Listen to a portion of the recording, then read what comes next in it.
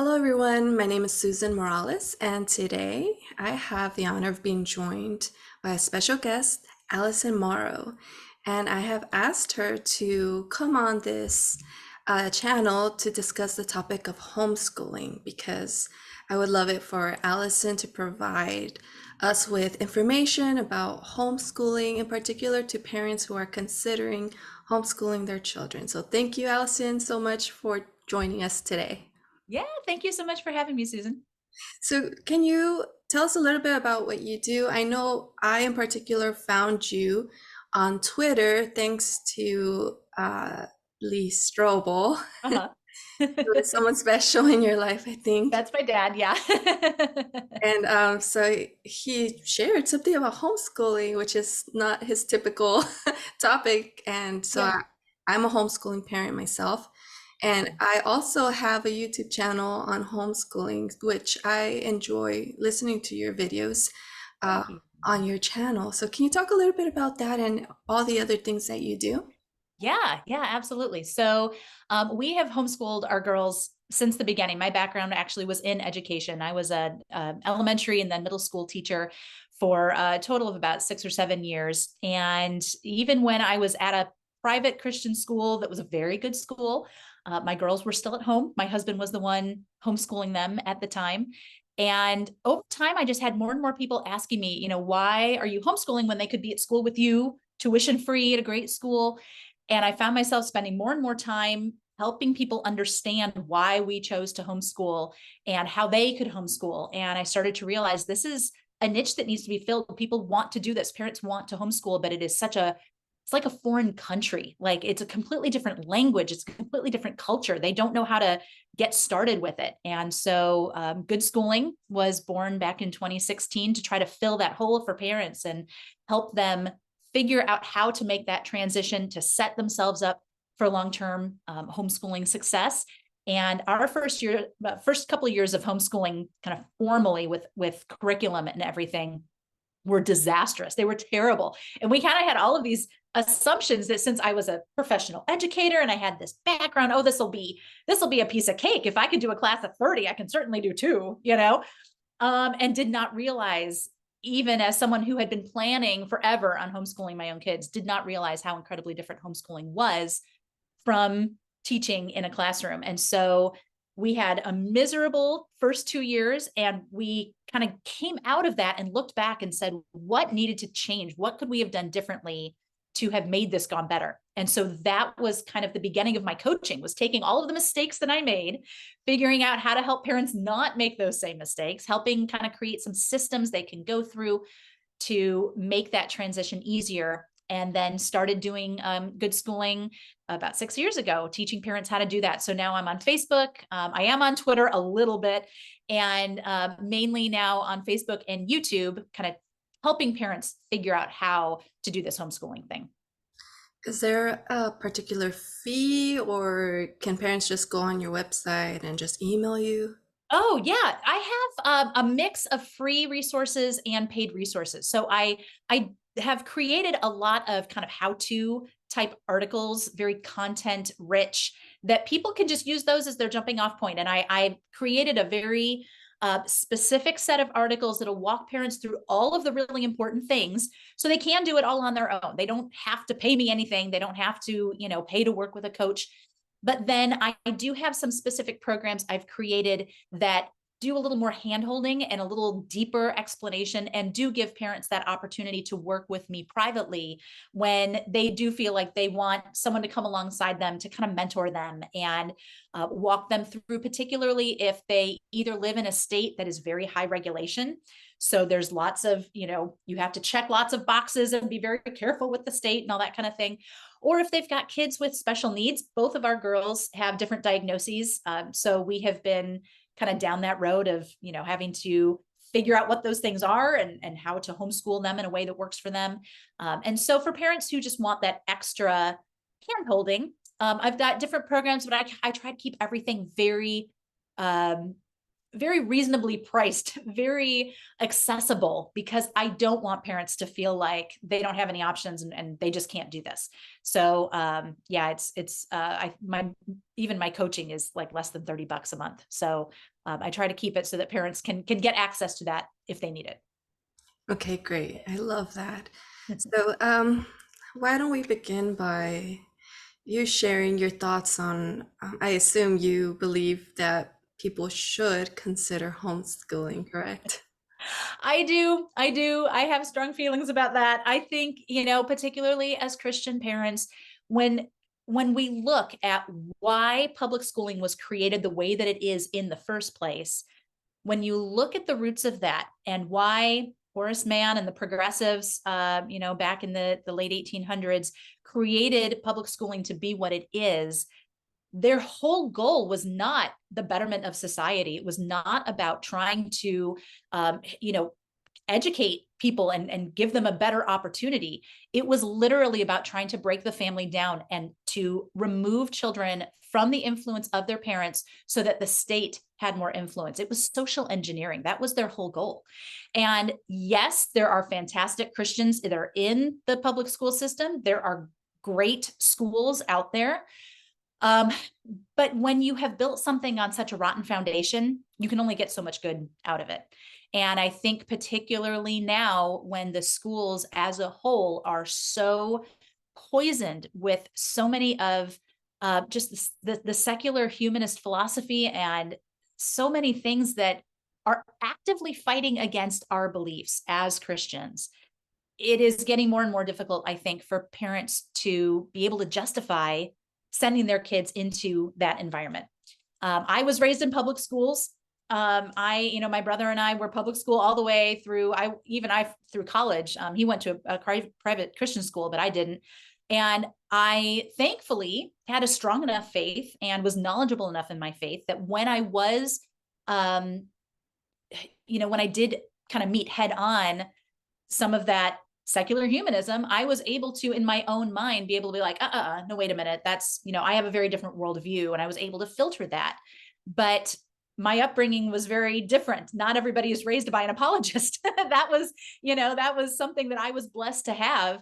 And because of that, I think I was very well equipped to be able to withstand a lot of that. But it is getting so much more difficult for parents to fight against the culture that I really feel like if you want to ensure that, well, and I shouldn't even say ensure because we can't ensure what our children do. We aren't the Holy Spirit, so we cannot force our children to become Christians. But if we want to pave the way as much as possible, we need to bring them home. We have to have the lion's share of their time. And when they're in public school, we just don't have that. Right. I can remember as a child, I was also public school. I had one semester in a private Christian college. Mhm. Most of my college was, same Mm. public. But I do remember as a child, just having the sense of my teachers know more than my parents. Mhm. Even as a child, you have that. It's like your parents influence you a little less, and it's Mhm. so subtle. For me personally, I had like this, what is that called? Secular, uh, a split, like Mhm. my religious life over here and my secular life. All Kind my of compartmentalized. Exactly. And so it was interesting to learn later on how actually the Christian worldview is like all of that. It Yeah. has something to Yep. do about all of that. So I know you said that you definitely recommend homeschooling, but have you come across any situation where you would actually say, oh no, for this particular situation, for this particular child, it would actually be best not to homeschool that child? The thing that it really comes down to is what kind of sacrifices are the parents willing to make? So if you're not a parent who is willing to sacrifice your time and, possibly your career, possibly, yourself, the things that you have been investing your time in instead of investing them into your child's education, if you're not willing to make those sacrifices, then no, don't bring your kids home, because you're not going to do them justice. Their education needs to be a priority. And if you can't make it a priority, it's not so much about what kids shouldn't be homeschooled, it's what parents should not be trying to homeschool. And so that's really more what it comes down to. Now, I will say that just because a parent wants to homeschool does not necessarily mean that a child wants to. And that becomes kind of tricky. I think we have to balance as parents the calling that we have as being the authority in our child's life and being the ones that I believe God has called to be responsible for our children's education, balancing that with building a relationship with our children that is going to be open and honest and loving and respectful, and is going to allow them to feel comfortable being honest and coming to us with, whatever's going on, things like that. And so if our children do not want to be homeschooled, doesn't necessarily mean that you shouldn't, but it does mean that you need to sometimes approach it a little differently. We used to live in Colorado, and we didn't have any other families in our neighborhood. So all of the kids that our children knew were very strategically chosen. Like, it was people from church, it was other Christian families, other Christian homeschooling families, parents that parented with the same philosophies that we had. And then we moved here to Texas into a neighborhood where there were literally 14 kids between my two daughters' ages, and they're only 2.5 years apart. So this was a neighborhood full of kids their age. All those kids went to the public school down the street. And from the day that we moved in, my girls started asking, can we go to public school? Can we go to public school? They wanted to be like everyone else. They wanted to be with these new friends.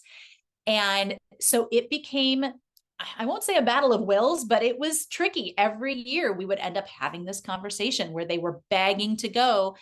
And I was having to say, look, God has called me to this. I can't disobey what God has called me to do. I can't send you to public school. I just can't do it. There was one year I almost did, and God just would not let me do it. But I did tell my children every year, I will bend over backwards to give you what you want in your education. I will make this environment what you want. I will enroll you in classes. I will make the sacrifices. I took a second job at a kind of a homeschooling school so that they could attend, and because I couldn't afford to send them, but if I worked in exchange for their tuition, I could. I was willing to make those sacrifices, though, because I wanted to keep our relationship intact, but I also wanted to remain the main influence in their life. So, I think it's less about, oh, you shouldn't homeschool this type of child, but you need to be very honest about yourself and what you're willing to do. And, really pray about that. Is this something that God is calling you to make that sacrifice? And if he is, then you just have to trust that it's going to work out. Might not work out the way you think it will, might not be, you might have to let go of some of your expectations of what homeschooling is going to look like or what you want that experience to be like. But if it's what God has called you to do, then obedience. I mean, like, what other choice do you have? Right. Uh, Sometimes like it's hard for little children to understand like all the thinking behind why their parents have gone down this route. Yeah. And it's hard when your children are like, well, I want to do that instead.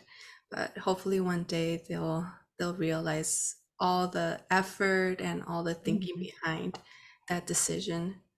Yeah, absolutely. It's just like any other parenting decision. Honestly, we're not called to make our children happy. We're called to protect them and to raise them right and to, guide them. And we can't do those things if we are not the main influence in their life. And so there's going to be lots of choices that we make that they're not going to like. They're not going to like it that they don't get a cell phone until they're a certain age and while everybody else has it, or they're not allowed to watch these shows, or they're not allowed to go to these movies or whatever. There's always those things where kids and parents, butt heads.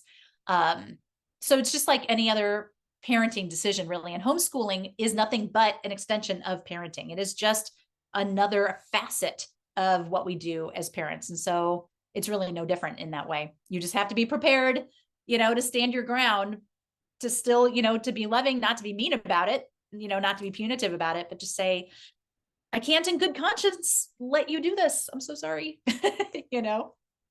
Uh, that's such a great point. Like sometimes homeschooling parents might feel like, oh no, this is such a terrible thing. I have to, that my child doesn't want this.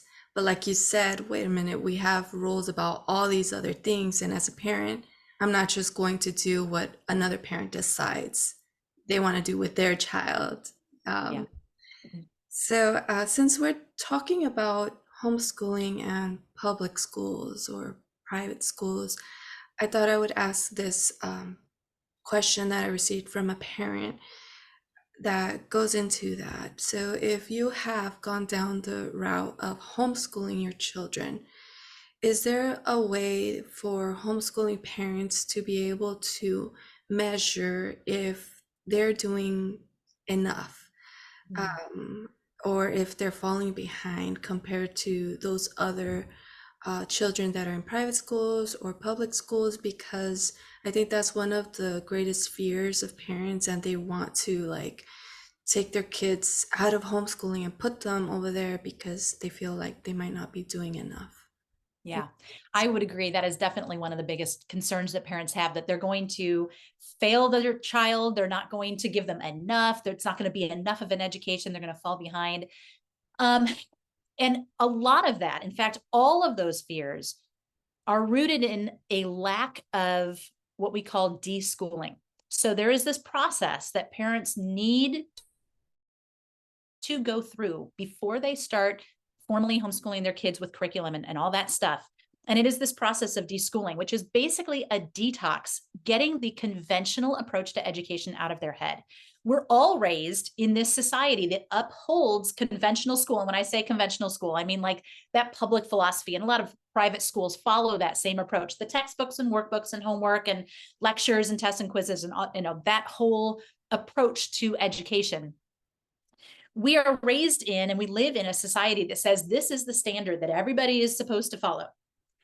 But that honestly, it's 100% arbitrary. This is not some magical formula that everybody is supposed to have, or that is going to guarantee any kind of success in a child's life.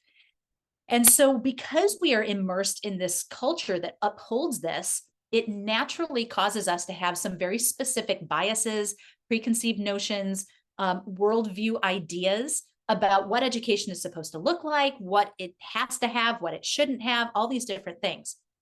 And so if we are going to homeschool to our fullest potential and give our kids the kind of customized education that they deserve to have, we need to be able to think outside that box, and we need to be able to recognize that that system is just one of many approaches. There are lots of different ways to educate a child. There are lots of different educations, and there is no reason why every single child needs the exact same education. The child who is someday going to be, an apologist does not have to have the same kind of education as someone who's going to be a mechanic. And it doesn't mean that one education is better than the other. It's not about equality. They should both have a superior quality education. It's just that it's going to look different. This child may be full of books, may be full of rhetoric, may be full of essays. What this child learns may be way more hands-on, way more spatially and kinesthetically focused. Different kinds of skill sets. We want both of them to develop their minds. We want both of them to be critical thinkers. We want both of them to know how to learn and to have the tools to learn. But the way that we teach them those things and the kind of information just in general that we give them is not necessarily going to be the same. And that's okay. But that is a very difficult thing for people to wrap their minds around until they have gone through this detox, this deschooling system, or this deschooling journey. Once they go through that, then they're able to see, okay, first of all this stuff that goes on in public education with grade levels, totally arbitrary. There is nothing about a child's development that requires them to learn about certain things at a certain age. It's just the schools have tried to make it easy on themselves by saying all the fifth graders are going to learn this and all the fourth graders are going to learn this and all the third, but it's completely arbitrary. I know kindergartners who are learning division, but typically they don't teach that until fourth or fifth grade. Actually, it turns out that kindergartners are really good at division because division is just fair sharing, and they're very big on everything being fair. You give them 3 cookies and 2 people, they're going to figure out how to share, how to divide those cookies between 2 people. But because we say, oh, we shouldn't teach division until 5th grade, we're actually robbing kids of an opportunity to learn a skill that is very relevant to them at that age that they're at. So this idea of saying, oh, well, they have to learn things here and they have to learn this by this time, and everybody needs to know this, everybody needs to know that, it sets up all of these very arbitrary expectations and just stresses a parent out, thinking that they have to do all this stuff, when in reality, all every child needs is basic math, knowing how to communicate, reading, writing, speaking, and critical thinking, and how to learn. Those are like the tools that they use to learn everything else. And if we can get every child those skills and help them to have a mindset that a growth mindset, that they are learners, they can learn anything at any time, then it doesn't matter what else you teach them. They are prepared to learn anything that they need to know at any time in their life. And so when you take this different mindset, it gives a parent so much more freedom. It takes all of this stress about falling behind, or I'm going to forget something, or what if, what all these what ifs suddenly are not nearly the big deal that they were. But it's this process of deschooling that has to happen first in order for a parent to get to that point and be able to relieve themselves of that stress. Yeah, when I took a few courses because it was going to be my career choice to become an elementary school teacher. Mm-hmm. So I took some courses at Cal State Fullerton, and there was this huge emphasis on, write down what your goal is and write down how you're going to accomplish it, and write down what the task is, and just a lot of like organization. And so would you say that that's that mentality also needs to be deschool, what did you call it, deschool? Deschooling, mm-hmm. That process, that detoxing idea. Yeah, like very goal oriented, like you need to accomplish these goals on this grade level.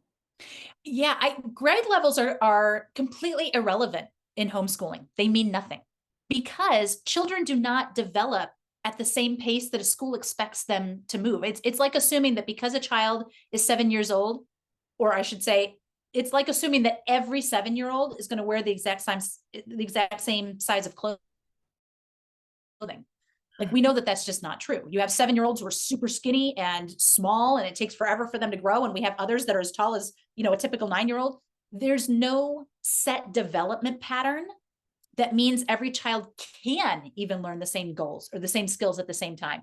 So setting goals for what a child should learn, there's nothing wrong with that, but it needs to be developmentally appropriate, and it needs to be tied to your child's development, not some generalized, oh, by this age, everyone should know how to do whatever. Boys in particularly, we know that they develop the skills for reading, and there are so many locks in the brain, so many doors that need to be opened in the brain before a child can fluently read.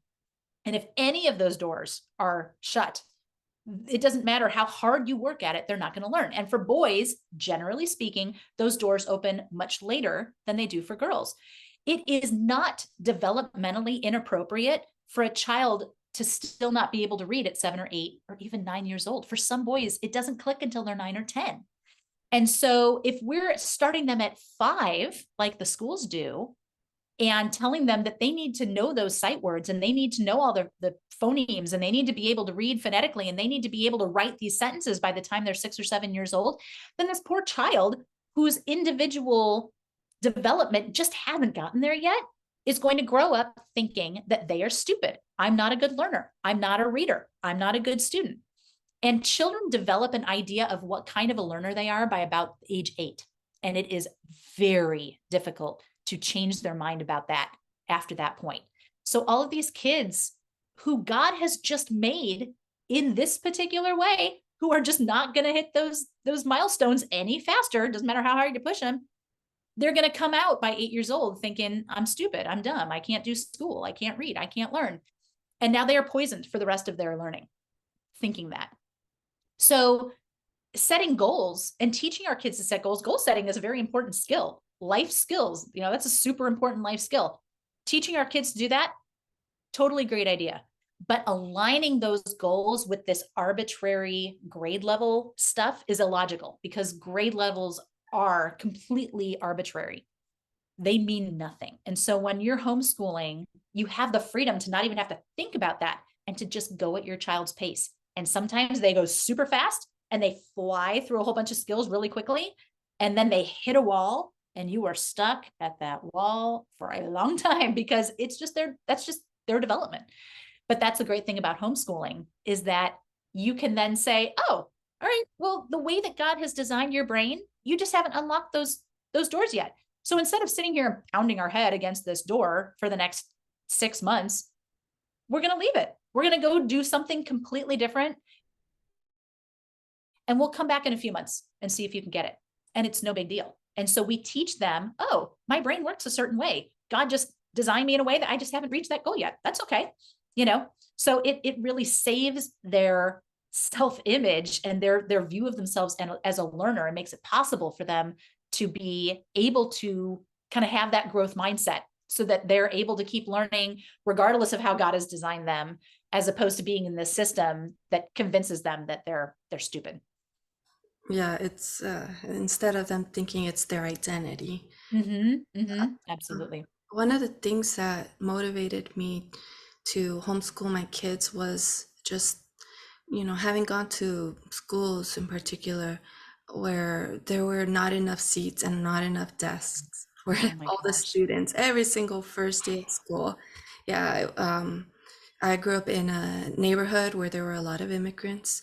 Mhm. And so the schools were just packed, and I remember hearing the teachers complaining. And but I also worked in a private Christian elementary school, so I got to see, both. I mean, those Mhm. classes were more, less students, Mhm. but still, I thought, the benefits of homeschooling my kids would be that they get one-on-one time with a teacher where they wouldn't get that in a classroom. And then also with my perspective as like, what would I be like as a teacher? I just thought, okay, well, I would have my lesson plan. I would have all those goals, right, for every single day.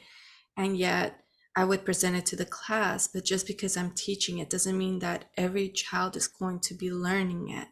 Yep. And I just kind of imagine my child like getting stuck on one particular day or being absent on one day. And then there they go. Like they have to keep moving on because it's a whole classroom.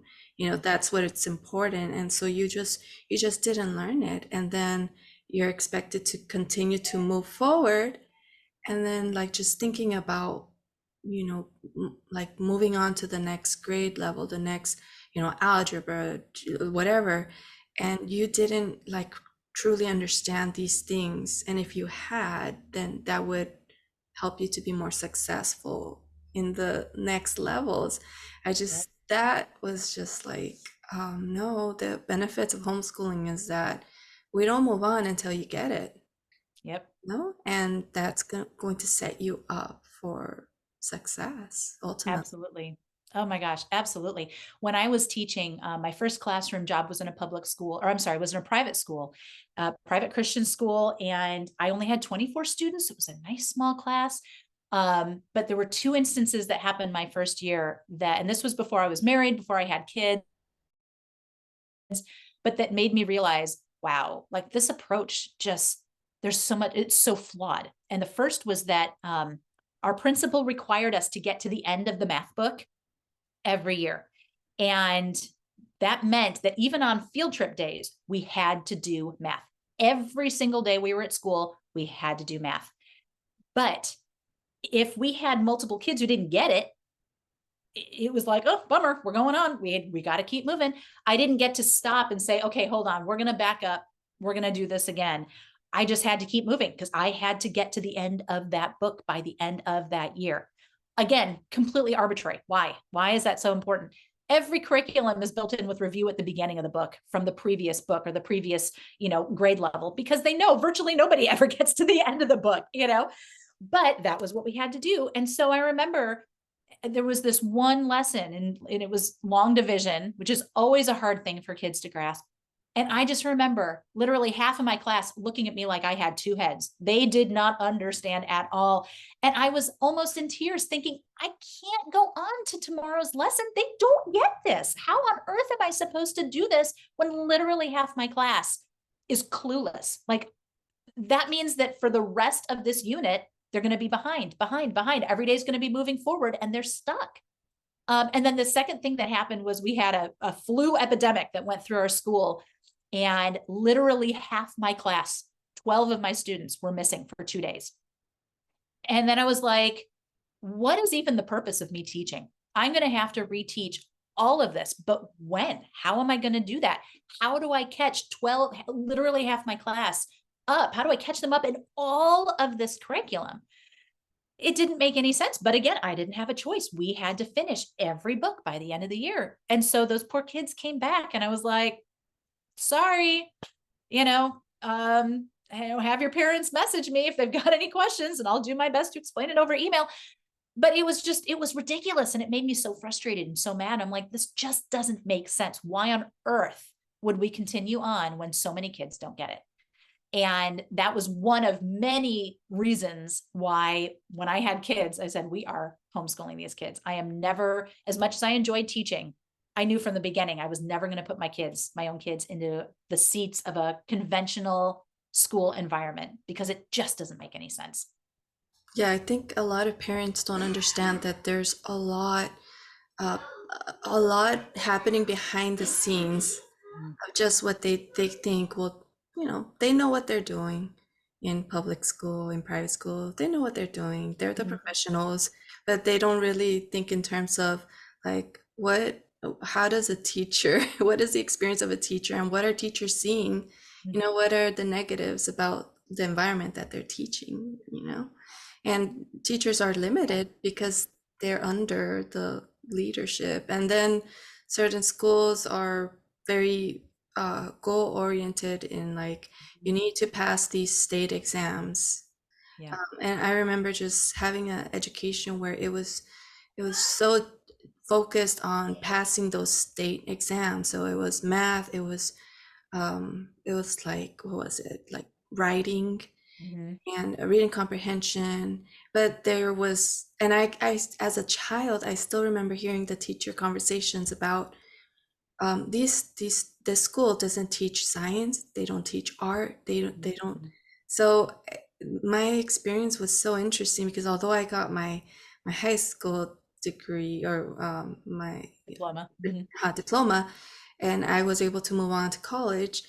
um, you think that you're helping these students get an education, but when you actually go to college, that's where you see how much you didn't learn. Mhm. Because in high school, I had one teacher that was the football coach, and at the same time, he was also a math teacher. And so where his priorities were. He was all about the football. He Yeah. was not the best teacher. Like he would just have us read from the book, and the answers were in the back of the book. So like he was just getting paid pretty much. Yeah. And I remember I passed that class, but then I had to move on to the next level of math, and I was able to do well, but I didn't understand what I was learning on that particular math Mhm. area. So when I went to college, although I was able to answer the higher level math because I did not learn that lower level, then it didn't matter that I took higher level math. I had to start again at the Yeah. lower. And at that point, it's like, what was the point of me completing those classes, all that Yeah. wasted time? Because Yep. I am wasting my time in college. It's like I'm taking high school classes all over Mhm. again. Yeah. And yeah, if someone was homeschooled, they would have not had to waste that time in college, Yeah. because they would have learned it. Um, or I remember being so embarrassed in college because they never taught us anything about like science necessarily. I don't remember someone sitting down with us and explaining why does what how would you explain it scientifically about how water is boiled?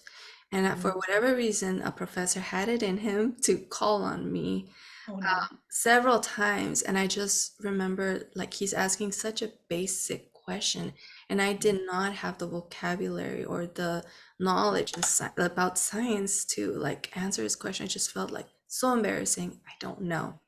Yeah. And even just like learning about rocks, you know, something that homeschooling parents, yeah, let's learn about rocks. And I'm teaching my kids this stuff already. But as a college student, I was so lost and it Mhm. was so difficult because here I am working long hours during summer and I'm taking this class about rocks and I'm lost. And it's so much harder as an adult to learn these things because you're tired and you have so many responsibilities. And so I felt like I learned how public education can fail Mhm. someone, you Yeah. know, even Yeah. if the government gives you resources to go learn and get your education in college, it's just it sets you behind Mhm. so badly if your public education fails you, like you're not going to reach the potential that you might have had you had Yeah. a better education, maybe homeschool. Yeah. Well, and your story really illustrates something that I think a lot of parents don't think of. Again, because they haven't been deschooled and they've been, they're immersed in this culture that upholds public school as being the standard. And that's the fact that public school is not flawless. Like, just like you said, I mean, every school is different. And just because this particular school is really good does not mean that the same, the same grade level in every other school in that state is going to be just as good. And so public school can fail a child just like any other form of education can fail a child. There are so many factors that go into whether or not an education is going to work for a child. And at least when you're homeschooling, you are the one in charge of those factors. Like, you can change things up. You can find a different curriculum. You can take a different approach. You can, enroll them in lots of different classes. You can find a tutor. You can learn more as a parent yourself so that you're a better teacher. Like, there are so many things that you can do as a parent to improve your child's educational environment and their experience. And if you just send them to whatever the public school is locally, it's a crapshoot.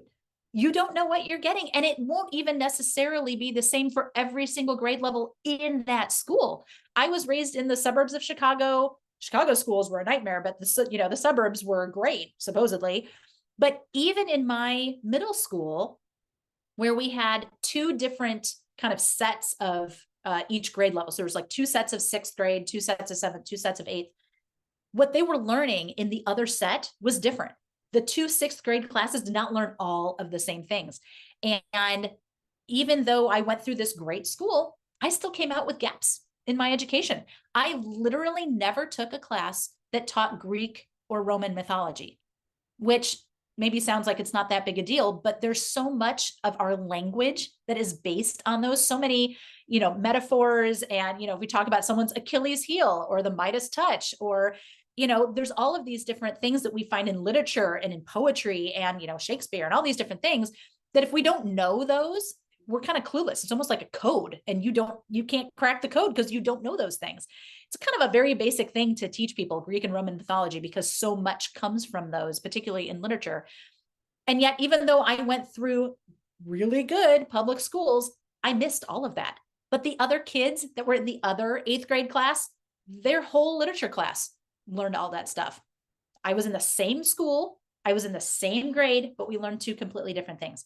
So, this idea that sending your child to public school is somehow going to guarantee that they get everything they need is totally not true. Totally not true. And I think a lot of parents, it's one of the reasons why they're afraid to pull their kids out of school, because they think, oh, they're going to be missing so much. You have no idea what they're going to be missing just because the school doesn't teach it, or they don't teach it well, or your child was absent that day, or they were so stressed that they could not focus. Like, there are so many things that go into, like you said earlier, just because it's being taught doesn't mean the child is catching it, you know? And so this idea that, oh, I need to leave them there so that I'm sure that they get everything, it doesn't work that way. Yeah, it's like a myth that Mhm. parents have, like that we want our kids to be like everyone else, all Mhm. the other kids. We don't want our kids to be the weird ones, the ones that are less educated. And yet, like you said, like it's a myth to think that every student that's going to a school is learning the same things, and it's not. And I was remembering also my older sister. She was, I think, in third grade, and um, her she told my mom one time, like, we don't do anything in class. We don't do anything. The teacher sleeps.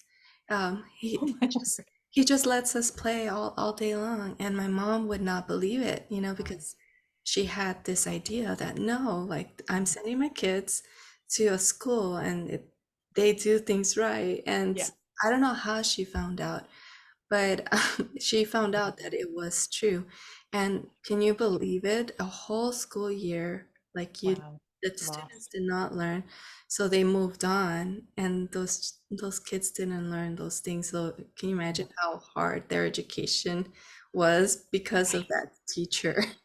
Um, That's ridiculous. and Oh my word. unfortunately, the same sister, um, in high school, she also had an experience where she remembers their teacher in high school um, telling the class, "You guys are never going to be anybody in life. You're not Oh going my to word. be able to," he put them down. Mm. I'm guessing the students were misbehaving, but I don't know if he realizes how damaging that is. Yeah. Even as an adult, like you take that with you. I Mhm. remember as a young girl, like first or second grade, overhearing my teacher telling my mom, "Your daughter is really smart. She's smarter than this other boy, and he went to go get tested." And I remember just believing those words from my teacher. I'm like, Mhm. a smart person.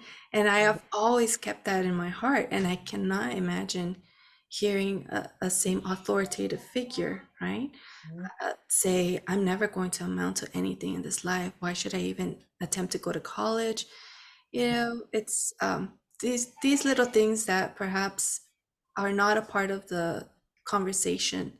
Sometimes when we just assume your child is going to be better in life Mhm. if you just send them, you know. Yeah. um, Yeah. yeah, I just wanted to put that out there as well. Oh, for sure. Yeah, I think that we don't realize a lot of times just how damaging certain environments can be. And I think about kids right now who are in these schools where they're doing these lockdown drills and how terrifying that has to be for a 5-year-old who is away from their parents for the whole day for the first time, being taught that you have to go hide in this cabinet and not make any noise so that nobody shoots you. What kind of psychological damage is happening to these poor children because they're in this environment that is forcing them to think about this kind of stuff? No 5-year-old should have to think about that. No, I mean, and even if they have the most wonderful teacher, even if it's a really fantastic school, all it takes is one child who makes threats, or one child who bullies, or one child who does something inappropriate that makes a lasting impression. Trauma is not an objective thing. We can't look at any one event and say, oh, that's going to be traumatic, but this one will not be. There are so many things that cause something to be traumatic or to not be traumatic. And as we send our kids to school, we don't know what that thing is going to be. We don't know what all might happen on any given day that puts them in a certain mindset so that when something awful happens, they're either going to be totally traumatized by it, or they're going to be able to let it, kind of roll off their back, and they're going to be okay. And every day that you send your kids to this environment, it's like you're gambling with their mental health and their emotional health, and just kind of crossing your fingers and hoping nothing awful happens. And it's not like, we can necessarily say that by bringing them home, they're never going to have trauma. Stuff happens, life happens. Um, Homeschooling is not about putting our children in a protective bubble where they never get hurt. That's not what homeschooling is about. but it is about saying children deserve to be in a nurturing greenhouse, that nurtures them, that teaches them where they're at developmentally, that allows them to be surrounded by love and by understanding, and to be educated in a way that aligns with who they are, what their personality is like, all these different things. And that does protect them, because children need to be protected, protects them from the things in the world that at this particular age they should not have to deal with.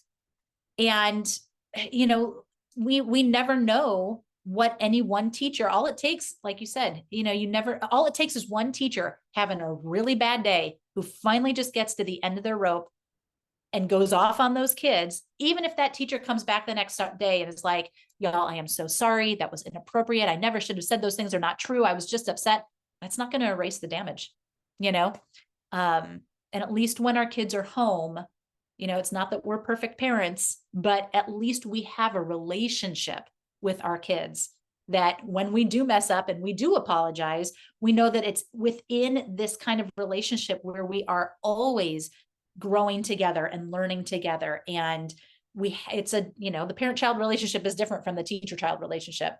And that apology does mean something different. And, yes, we can damage with our words, but if we have the support that we need, that, through things like your membership and my membership and the different ways that we, help parents, we just set the parents up to be able to set their kids up with such a better experience. Right. I'm just thinking about other cons when it comes to public or private education. Well, a lot of people see it as a pro, that homeschooling does not provide the socialization that other education options do.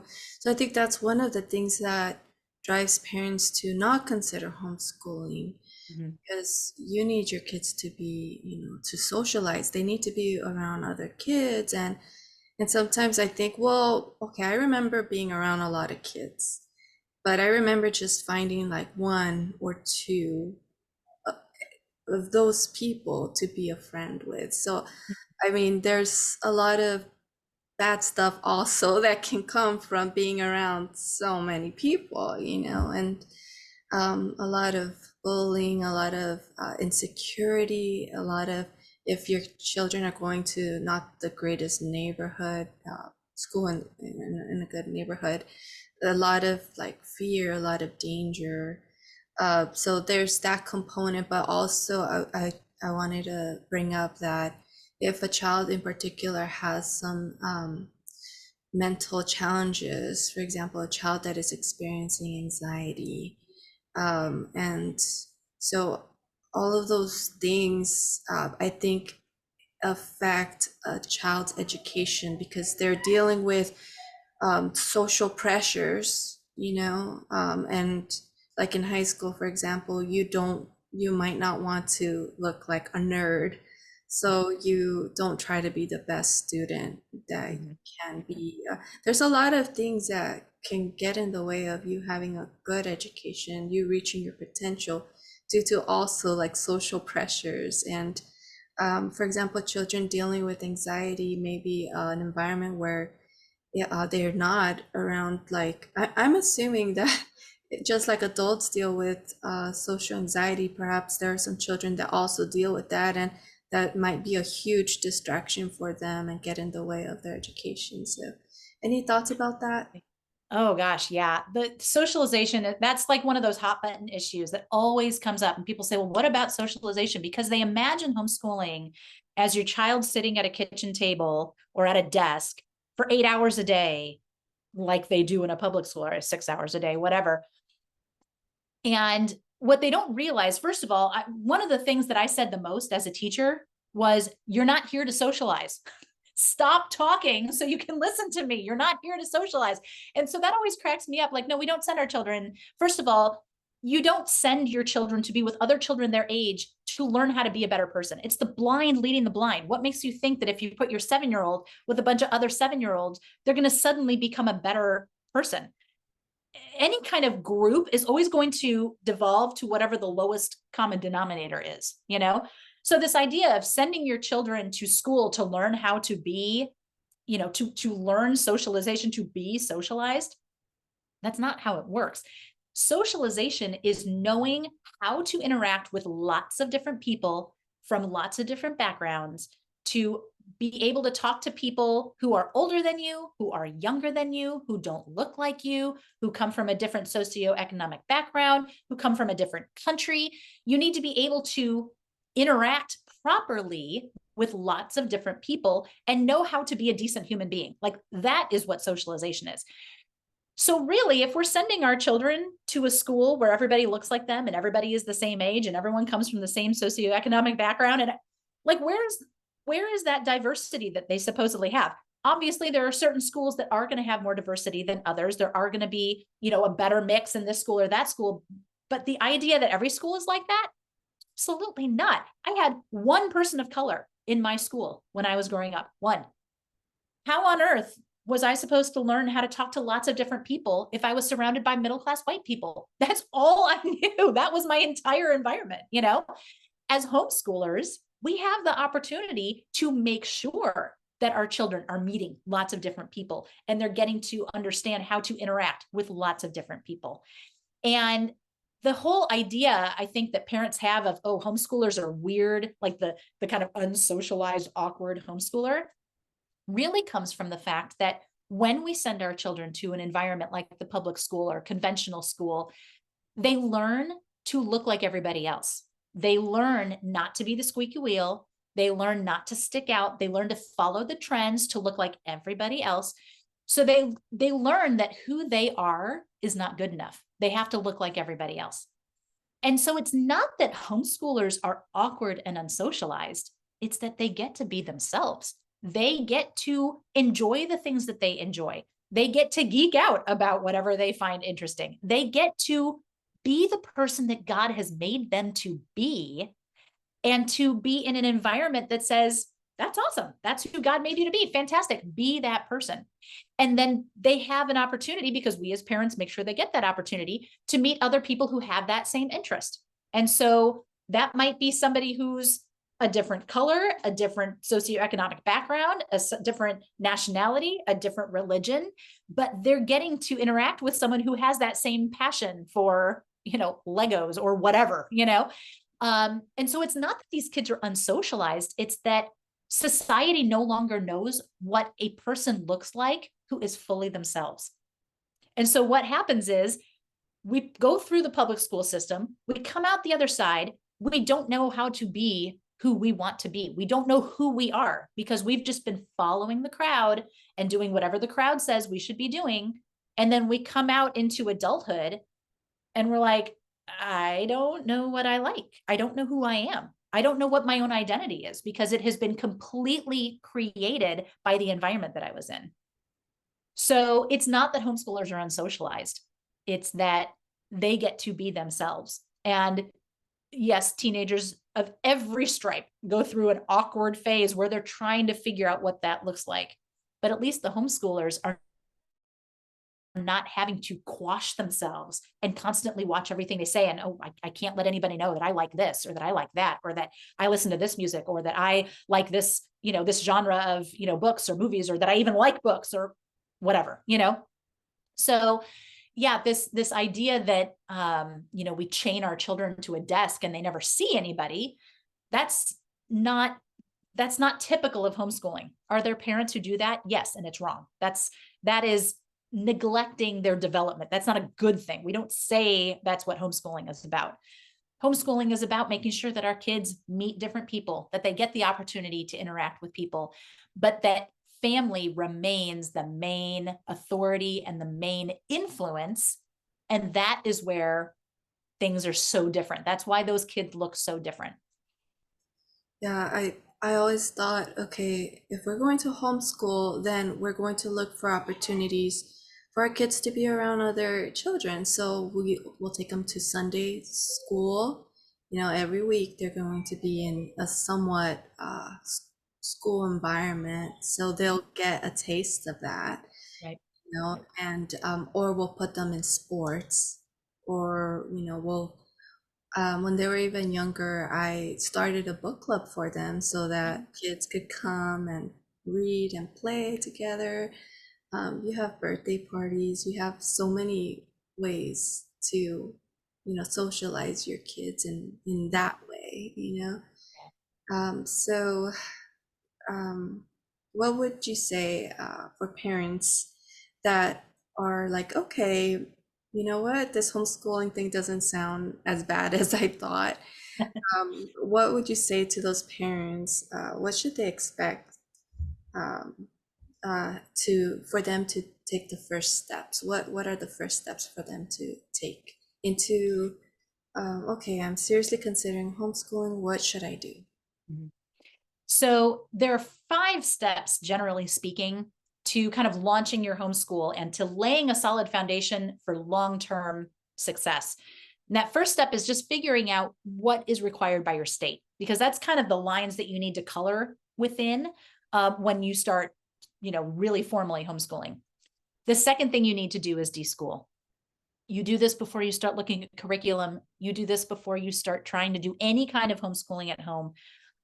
Because when you deschool, it is going to completely change your view of what your child's education should look like, what you want it to include, what method you're going to use. All of these things are affected by deschooling. And so that really is the most important next step. And it's the thing that most parents skip because they've never even heard of it. It's not something that's real common. Everyone jumps straight to curriculum. Oh, if I'm going to homeschool, I got to find curriculum. They start there without realizing all of the different things that are going to influence what the best choice for curriculum is. So deschooling is that next process, the next process. And while they're deschooling, they should be learning also about the different methodologies, all the different approaches to education. That's kind of step 3. And because, like we said, conventional schooling, you can do a conventional school at home if that is what's going to fit your child best, but only a very small percentage of children learn well that way. So learning about all these other methodologies, all these other approaches, it's going to help parents figure out what should our day look like? What should we focus on? What should our priorities be? And so when you start looking at methodology, it actually helps you on your deschooling process to learn about all of these other approaches to education. Then step 4 is figuring out curriculum. Once you have taken some time to deschool, once you have learned more about, the different methodologies and things like that, then you start figuring out curriculum. And I always recommend that parents start with a very basic, very simplified approach to homeschooling that first year so that they can get used to it, because it is a huge transition. And even if you spend a bunch of time deschooling, even if your kids are super excited, it's still a really big change, and it's still going to be stressful. It's still going to be, it's going to take time to kind of find your footing and figure out what works. I actually have a methodology called simplified homeschooling that I've created that is a very basic approach to education. It still gives kids everything they need, but it allows families to be very flexible with their time. It allows families to be able to prioritize their faith, their family time, the priorities that the family has together, while also making sure that their kids are getting a great education. So I created that because parents need, like an easy first year, but you can continue on in this approach if you want to for your whole homeschooling journey if you want to, but it's a great transitional year approach. And then the 5th thing that you need to do is just figure out how you're going to keep the records that you need to keep. And not every state requires that. Here in Texas, super easy. We don't have to report anything to anybody. We don't have to keep track of anything. We don't have to keep records. But if you do in your state, then you need to come up with a plan for the best way to do that that's going to work for what your state needs and is going to work for your personality. Because not, just like, not everybody likes the same kind of planner, for their day or whatever. Not everyone can use the same kind of approach for record keeping, because it really depends on their, their personality, what their methodology is, all that different stuff. So those are kind of the 5 steps to figuring out how to get started with homeschooling. And I actually have an article on my website in my guides. I have a guide section of my website that has all of my free resources. And there's one called How to Start Homeschooling. And that has those 5 steps and kind of breaks those down. Do you have in those articles, do you have like a link for someone to be able to explore what those requirements are based on their state? Or do you know of a website? Yes. Yeah, I do. I've got a link to a website that kind of breaks down all of the different states and what their requirements are. And then I actually have a course called Launch Your Homeschool that follows those 5 steps and then also includes some bonus steps for figuring out other things like your child's learning personality, your homeschooling personality, what your approach, what approach is going to come most naturally to you as a parent. And within and a whole bunch of other things as well. But that Launch Your Homeschool program has even more resources kind of included for helping parents figure out, what the state requirements are, how to find support it locally, for their state and things like that. Awesome. That's a great resource. I remember just feeling overwhelmed personally when I was looking into homeschooling. Google, and YouTube homeschooling mom videos, just trying to figure out, okay, curriculum, what are other homeschooling moms doing? So Yeah. you can go to Allison's website. I mean, she breaks it down for you in one place. So I definitely recommend you go there. And so if you are watching and you decided to homeschool, Allison, what would you say they should expect during the first years of homeschooling? I would say focus that first year on deschooling, not just for yourself, but for your kids as well. If your kids have spent any time in public school, they need deschooling time too, because they now have this idea that education looks a particular way and is supposed to, include certain things. And if your child has had a really negative experience, if they were bullied, if they are, maybe they have a learning disability and so school was really hard, they now have a very negative connotation of what education is like. It's something they don't enjoy. It's something I'm not good at. And so they need time to be able to separate the concept of learning from the concept of learning in that one particular environment that was really negative. And they also need time to build back up their natural curiosity. God has created human beings to learn. Like there's a saying that fish swim, birds fly, humans learn. Like that was how God created us. He created us to be naturally curious, to ask questions, to dig and want to learn about things and solve problems and get good at different things that we enjoy. But the conventional approach to education tells children what they're going to learn, how they're going to learn it, and when they're going to learn it. And so all of that natural curiosity and that intrinsic drive to go out and learn and be curious, it atrophies. It's like a muscle. It doesn't get a chance to be used. And so it just gets smothered and squashed. And so deschooling for a child looks like helping reignite that interest in learning and rediscovering that natural curiosity. And so that first year of homeschooling really needs to focus on helping your child deschool, helping the parent deschool, checking whatever boxes you have to check for your state to keep everything legal, and just figuring out what your family is going to look like as a homeschool family, figuring out how, what kind of routine is going to work best for us. It's going to be a lot of trial and error. One of the goals that I had with the programs that I created was to help minimize the trial and error. But obviously, there's so many factors for every family. I can't tell a family exactly what's going to work for them. I can help them skip a bunch of the trial and error that they would have done, but there's still going to be a little of that, let's see how this works. Oh, we're going to have to tweak a little bit here. We have to tweak a little bit there. So that first year, it's going to take some time. And so really holding everything in very open hands and just saying, this is going to be an adventure. We're going to give this a whirl. We're going to just be as flexible as we can be. And we're going to prioritize these things and we're going to check these boxes however we need to, just so that we can say that we did it for the state and just really focus on making this transition and figuring out what's going to work best for us. That's what our first year is going to be mainly focused on. Good, good. Um, how about this question? Will homeschooling be expensive? It entirely depends on your choices. It does not have to be. expensive at all. Curriculum is not a requirement. There is no state that I'm aware of that says you have to use formal curriculum. They may say that you have to use written materials. They may say that you have to take a sequenced approach to teaching. But that does not mean that you have to go out and spend $800 on a full curriculum that's big, hardbound textbooks and giant, teachers editions and all these things.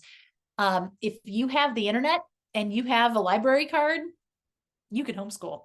You don't have to have scads of money, and you don't have to have loads of books and loads of space, and you don't have to turn one of the rooms of your house into a homeschool room and deck it out with a whiteboard and lockers and desks and all of that stuff if you don't want to. And so, can homeschooling be expensive? It can be very expensive if that's the choice that you make. But again, when you learn about what education can be, what freedom that you have as a homeschooler, and you find a methodology that works for you, then you can figure out, okay, in order to do this, to create this homeschool dream that we have, what do we want to do? You're going to find budget options. You're going to find top of the line options. There's always going to be choices. So does it have to be expensive? No. Do you have to spend thousands of dollars on curriculum? No. Can you? Yeah, if you want to, but absolutely, it does not have to be a break the bank, super expensive kind of thing. And there are loads of homeschooling blogs and YouTube channels that are all about like homeschooling on a budget, homeschooling for free. I actually run a Facebook group called Homeschool for Free. And it's there are lots of opportunities and communities out there that are dedicated to helping parents figure out how to homeschool on the cheap. So no, it does not have to be crazy expensive at all. There are also in where I live in California, there are different options. So my family, we opted for the option of going through a private Christian school to Mhm. homeschool our kids. So it's the same church that we go to. And so that is a little bit on the, I mean, pricier, and just because I am dependent on them to fill out the paperwork for the government, and they keep my records, and they do require certain papers detailing what we're doing. But Sure, yeah. I've heard there's another option where you go through a different kind of I think charter schools, Mhm. and that the government can actually provide you with funds to buy certain books. And I know there are some moms that opt for that because that way they don't have to pay for like anything. Mhm. And I guess the other option would be where you yourself just you deal with the paperwork, and you don't have to go through a school, you don't have to pay any fees for someone to do that for you. Uh, Yeah. is that the route that you are in, where you just handle everything? So, well, every state has different homeschool laws. So, for example, yes, like you said, uh, in California, they have kind of different options. There's like option A is to homeschool like through a charter, or B through a private school that's already created, or C kind of setting up your own private school. Essentially, is what you do with. I can't remember what that the affidavit version or something like that is called, but you essentially establish yourself as a private school. And most states do not regulate their private schools. And so because you set yourself up as that, you get to set your own standards. You get to do things however you want to. Here in Texas, we don't have any homeschool requirements, really. We are required to teach 5 subjects. They're not the 5 subjects you would expect. We're not even required to teach science and history, believe it or not. But we don't have to fill out any paperwork. You don't, if you were to move here and your children have never even gone to public school, then you don't have to even tell the state that you're homeschooling. You just start homeschooling. Or if your children, were born here and it's time for them to enroll in school, if they've never been enrolled, you just start homeschooling. So every state has different versions of what you need to do and different requirements for parents. In some states, parents have to have a high school degree or even a college degree. In other states, they don't. So that's why it's so important too to know what your options are for your state. What are the requirements, so that you're, doing things legally. And the one thing that I will point out is, because you had mentioned about schools that, like the charter option, where the state will sometimes give you money that you can use. This is something that is getting bigger and bigger, but homeschooling parents have to be very, very careful about. And that is this idea of vouchers. We've seen a lot of school vouchers, or money follows the child legislation is getting very popular, where the state will say, well, we're just going to give parents the money to educate their child however they want to. So every child, every family will get $3,000 a year for every child they have, and the parents can use that on curriculum or public or a private school tuition, or whatever they want to do. And on the surface, that looks like a great plan, because it's like, hey, the state's going to give me money to do whatever, to educate my child. What a great option. The problem is, that what the state funds, the state will regulate. So in most states where there is an option where the state will give you money, you don't get to spend that on anything religious. So if you wanted to spend it on, co-op classes that are run through a church, you can't. If you want to spend it on Christian science curriculum, you can't. And there is actually this movement in the federal government to completely regulate all education. And the way that they will do that is through the voucher system, because what they will do is they'll make it so that everyone is accepting this money, or at least has the option to. And then they'll say, well, wait a minute, if you're going to use government funds, we need to make sure that people are being accountable and that they are educating their children properly. So now the state is setting a standard. The government is setting a standard for what education needs to look like. And if you take their money, they're going to make you uphold their standard. And then it becomes, oh, well, there's all these families who we're noticing as we look at what they do. Oh, they're doing a terrible job homeschooling because they're not teaching their children this and this and this, all the things that we, the government, think they should. And if those parents aren't doing it, think of all the parents who aren't taking our money, who are also not teaching these things. We really need to be regulating them as well. And that is how they move in more regulation of homeschooling, so that eventually everybody is being held accountable to what the government believes your children should be learning. So yes, there is an option in a lot of states to get government funds to homeschool, but we have to be very, very careful and be paying very close attention to the kind of legislation those states are passing to try to regulate that, because that is their goal. They don't want you to homeschool. They want to be the one educating your kids. They do not want you to be independent. They do not want you teaching your children that God comes first, or anything that runs counter to their secular humanism. And that's how they try to get that regulation, is by getting more and more parents to take their money, so that they can say, oh, if you're taking our money, you have to follow our rules. So just keep that in mind. It can definitely be a way to get started for some families who need it, but just make sure that you're very aware of the kind of regulations, the kind of legislation that your state is trying to pass, or maybe even already has in place to try to regulate what you are doing as a homeschooler, so that you can keep the homeschooling freedom that you have. Right. That was one of the things that I wasn't attracted to getting the funds through a charter school, because I wanted the freedom to choose whatever curriculum I wanted to choose. And I know that some moms are limited with those funds. They're limited. They have to choose within what was selected for them. So, but I mean, obviously, if I was in need, if I was someone that didn't have any money and could benefit from that, then I would just recommend, okay, just as you're going through that curriculum, make sure that you're still teaching your child the Christian worldview, despite what they might be trying to impose on your children. And yeah, I was really surprised one day when I heard that homeschooling is like banned in certain places of the world. I just thought, what in the world? Why would homeschooling be not a option? And definitely we want to protect our freedom when it comes to homeschooling our own kids.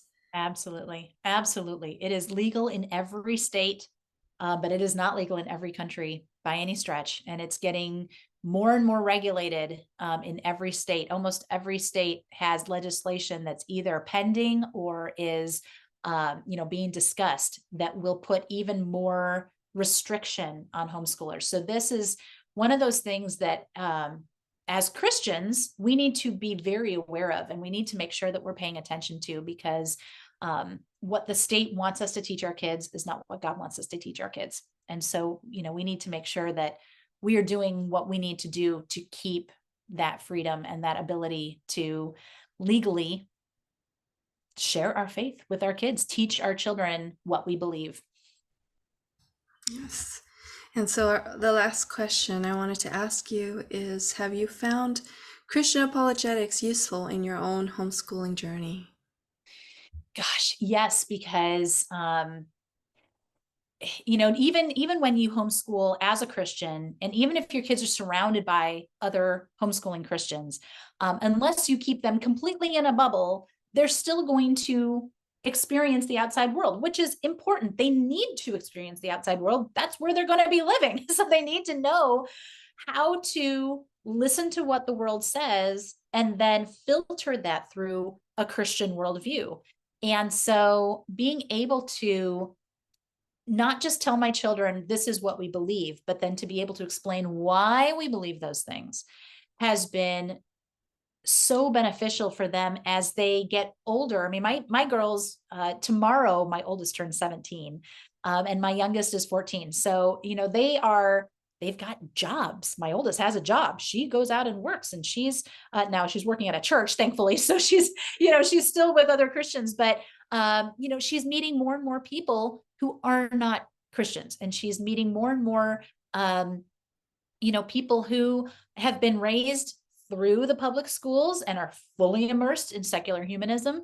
And she needs to know that the things that I've taught her are not just on a whim, and they're not just because I read them in a book somewhere, but that all of those things are rooted in reality. They're rooted in history. They're rooted in archaeology. We can look at evidence for all of these things to explain why we believe what we believe. And I think that is one of the things that a lot of parents struggle with, because they themselves don't know all of the evidence for why we believe what we believe. Unfortunately, the Western church has not been great about teaching apologetics. And so, not every home, or not every Christian parent even has that knowledge and isn't really equipped that way. So that's one of the things that as parents, if we're going to teach our children the Christian worldview, we need to make sure we have a Christian worldview. And part of what does that is learning what the evidence is for our faith. So, I mean, for my family, just having, Lee Strobel as a dad, like, that was the family I was raised in. We didn't just learn this is what we believe. We learned this is what we believe, and here's all the reasons why we can believe that. And so it's just very natural for me to include that when I talk to my kids, because that was how I was raised. So for parents for whom that is not natural, my gosh, definitely invest some time in learning those things yourself and making sure that you actually have a true Christian worldview so that you can pass that on to your kids. Just for anyone that isn't aware, your father was a journalist, Mhm. right? And he And was an atheist. atheist, as well as your mother. She was also an atheist. She was an agnostic. She'd been raised kind of sort of in the church. My dad actually had been raised in the church as well, but he completely rejected it as a teenager and was fully embraced atheism. And my mom was just it wasn't something she'd ever thought about. She was just kind of, whatever, it wasn't important to her. She didn't really care either way. And your mother became a Christian, and then your dad decided to investigate if there was any evidence. And Mhm. he has a lot of books that are like interviews, really Yeah. accessible, very easy to read, and to be introduced to the evidence of different topics. He has one of the evidence for Christmas, for Mhm. Easter, for like a lot of things. I think the most recent one was heaven. Mhm. The And case for heaven. Mhm. And did you have any inclinations to write as well? I think you have a couple of books out there. I do. Actually, I wrote fiction. So I actually have six women's fiction novels. And then my husband and I actually wrote two children's books. One's called That's Where God Is, and one's called That's When I Talk to God. That's about prayer. So those are both like storybooks, but they are Christian worldview. That's Where God is all about seeing God in our world, seeing him the way that he manifests himself through creation, the way that he has placed himself in, you can see the Holy Spirit in people and things like that. And then That's When I Talk to God is all about the different times and ways that we can pray and how we can hear God's voice, how we can, how it is a conversation. It's not just one way, us talking to the air and hoping that it gets somewhere, but that God speaks back to us as well. And then my women's fiction novels all had kind of a spiritual element to them as well. All the women in those books were on a spiritual journey of one kind or another. So yeah, writing is something everybody in my family writes. That's just kind of us. That's awesome. I Yeah. love it. I did interview your brother a while ago on his Oh, did you? podcast. Yeah. Yeah. And Oh, that's awesome. yeah, he's wonderful as well. So definitely want to check out your books. And so before we wrap up, are there any last thoughts you wanted to say right now? Oh, I would just say to any parent who is thinking about homeschooling, go for it. Just go for it. I know it is so intimidating. I know that it feels so countercultural, even though homeschooling has become so much more mainstream than it used to be, thanks to the pandemic. But um, you are never going to get this time back with your kids. And there are so many things that your kids can learn in the future. There's so many things that your kids can do in the future. The one thing you cannot do in the future is give your kids a different childhood. This is your one opportunity. And this is your chance to make sure that they fully understand what they believe and why.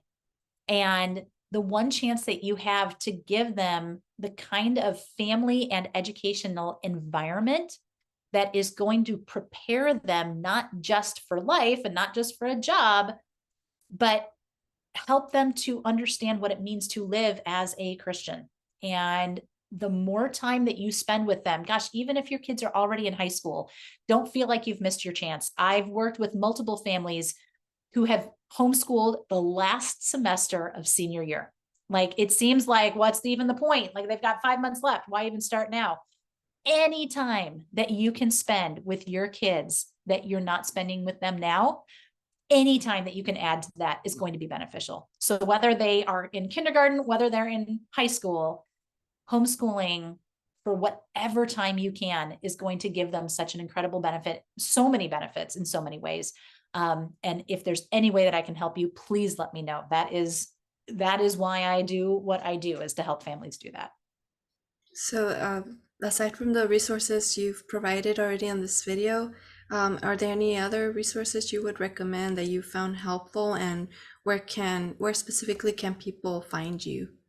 So my website is goodschooling.net. And on there, like I said before, I have my guides, which are free. Those can get you started. You don't have to pay anything to learn how to homeschool. If you start with those are going to give you a great base. And then I have my resources, which are my paid programs. And the program that I always recommend the most for families who are just starting out is my Confident Homeschooling Solution. And that includes actually three programs: the Launch Your Homeschool one that kind of walks you through those 5 steps, and then the bonus steps. It has a deschooling program that is going to accelerate your deschooling journey so that you can start reaping the benefits of that in a matter of weeks, as opposed to months or years. And then my simplified homeschooling framework, which helps parents kind of initiate that first year, that is, very simple. It's very stripped down, but it still has everything that you need, and gives you that freedom to kind of figure out, okay, how are we going to do this? It's all self-paced. It gives you the opportunity at the end to join my membership so that you can get, coaching, and you can meet with other parents and kind of crowdsource and, get encouragement and support and extra bonuses and resources and things like that. But that resource is the most important. All three of the elements in that are sold separately as well. So if you just want, deschooling, or you just want Launch Your Homeschool, you can do that. But it is a discount if you buy everything together. And if you're just starting out, that's everything you need right there. It's awesome. I'm so glad that we were able to chat, and I have You. someone I can refer people to. Hey, you're interested? Go check out Alison Morrow. She knows a lot about homeschooling. She's ready to help. Yes, So, absolutely. Thank you so much. Yes, please reach out. If you do reach out, please tell me that you met me, learned about me through this podcast, because I would love to just know where you're coming from and what you've already heard. So I kind of already know, oh, she's heard all my stuff. I already know I can dive in on level, 201 with you, because you've already heard all these basics already. yes, awesome. Okay, thank you so much, Allison. Thank you so much, Susan. Take care.